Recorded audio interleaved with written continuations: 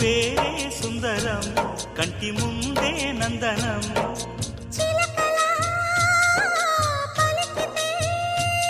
ఉండిపోరా సంబరం ఉండే కాదా మందిరం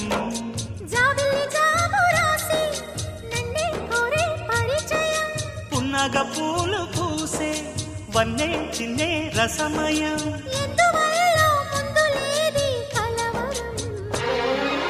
అగిరి పడిన పెదవికేంటి అర్థం